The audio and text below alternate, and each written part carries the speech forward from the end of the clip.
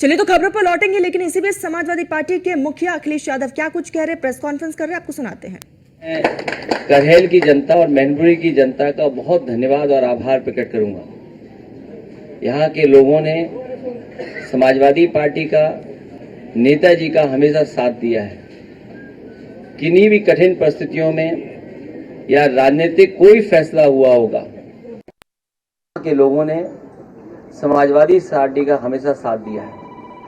करहेल उपचुनाव में जो होने जा रहा है, ये वो विधानसभा है जहां की जनता समाजवादी पार्टी को हमेशा चुनती रही है। और इस बार के चुनाव में मैं कह सकता हूं कि पहले से ज्यादा समर्थन है। हर वर्ग के लोग साथ हैं, हर वर्ग के लोगों का सहयोग और समर्थन मिलेगा। परिणाम बहुत ऐतिहासिक होने वाला है करहेल विधानसभा। जहां तक भारतीय जनता पार्टी का सवाल है, Bharatiya Janata party by elections में किसको लड़ाएं, कैसे पीडीए का मुकाबला करें। पीडीए से घबराए हुए वो बैठे हुए हैं। पहले तो कभी कभी सुन भी लेते थे उनके मुंह से पीडीए, लेकिन इधर जो पीडीए की ताकत या पीडीए के लोग इकट्ठे हुए, एकजुट हुए हैं, अब पीडीए कहना भी वो भूल गए हैं। और इसलिए भूल गए हैं कि पिछले जितने भी फैसले उनके हुए हैं और पूरा कार्यकाल उठा करके देख लें, सबसे ज्यादा भेदभाव, सबसे ज्यादा अन्याय, सबसे ज्यादा भेदभाव का शिकार अगर कोई हुआ है तो यही पीडीए परिवार के लोग हुए। मैं जानता हूं, क्योंकि चैनल बहुत पेड होते हैं आजकल। जिस तरह से एक नई संस्कृति है, नई टेक्नोलॉजी के साथ प्रीपेड चलते हैं, प्रीपेड पोस्ट पेड। जब मैं देख रहा था तो चिंता चैनलों को इस बात की थी कि तेज प्रताप ने तिलक कितना बड़ा लगाया है। उन्हें विकास की चिंता नहीं है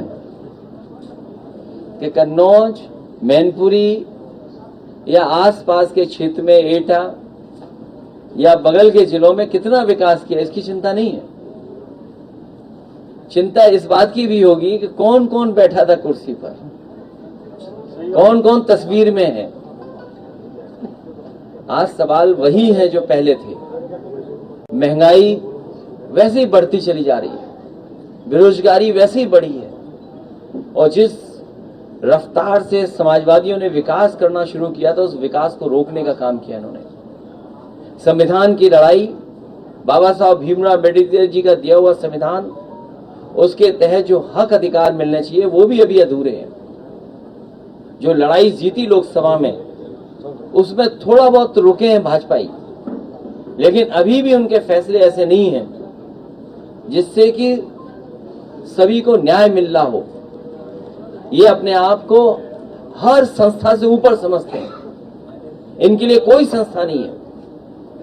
भारतीय जनता पार्टी के लोग अपने इशारे पे चला रहे हैं। ये सदस्यता कम कर रहे हैं, जमीनों पे कब्जा ज्यादा कर रहे हैं। इनकी जो सदस्यता चल रही है वो कम चल रही है, लेकिन जमीनों पे कब्जा ज्यादा चल रहा है। इतना भ्रष्टाचार, बेईमानी, लूट कभी नहीं होगी जितनी इनकी सरकार में हो रही है। बहराइच जो कुछ हुआ है, मैं अपने पत्रकार साथियों का धन्यवाद देना चाहता हूं, और खासकर उन यूट्यूबर्स को, उन तमाम सोशल मीडिया के लोगों को जिन्होंने निष्पक्ष होकर के सच्चाई सामने लाने का काम किया। और सच्चाई ये है कि भारतीय जनता पार्टी ने जानबूझ करके दंगा कराया, क्योंकि उनको पता है कि चुनाव आ गया है, किसी भी सवाल का जवाब जनता में नहीं दे सकते हैं। इसीलिए राजनीतिक लाभ लेने के लिए जानबूझ करके भारतीय जनता पार्टी ने दंगा कराया है। और जीरो टॉलरेंस की अगर बात थी तो आखिरकार पर्याप्त पुलिस क्यों नहीं थी, पर्याप्त प्रशासन का इंतजाम क्यों नहीं था, और जो जानकारी में था प्रशासन को, उसके बावजूद भी नहीं किया कुछ भी। मुझे उम्मीद है कि न्यायालय से न्याय मिलेगा। 80 लोगों की गिरफ्तारी हुई है। स्वरूप रहेगा, दो सीटें कांग्रेस को देने की बात चल रही है। अब भारतीय जनता पार्टी जिसको चाहे उसको गिरफ्तार कर ले, पत्रकार साथी भी गिरफ्तार हो जाते हैं। अगर वो कोई सच्ची न्यूज चला दें तो फोन आ जाता है उनके पास। उनको बाकायदा ब्रेकिंग न्यूज व्हाट्सएप पे मिलती है कि आपको ब्रेकिंग न्यूज यही चलानी है जो व्हाट्सएप पे आई है।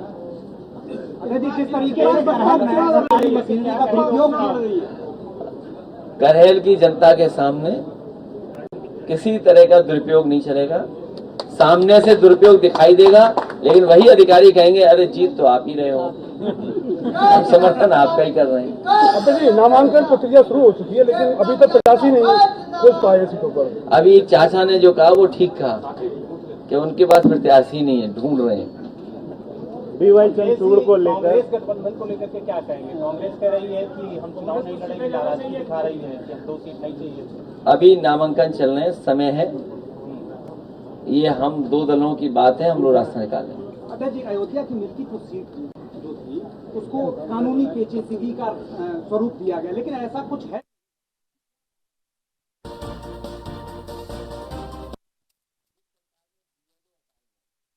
उन्होंने कई चीजों का जिक्र किया, साफ तौर पर कहा कि बीजेपी सरकार में सबसे ज्यादा भेदभाव हुआ।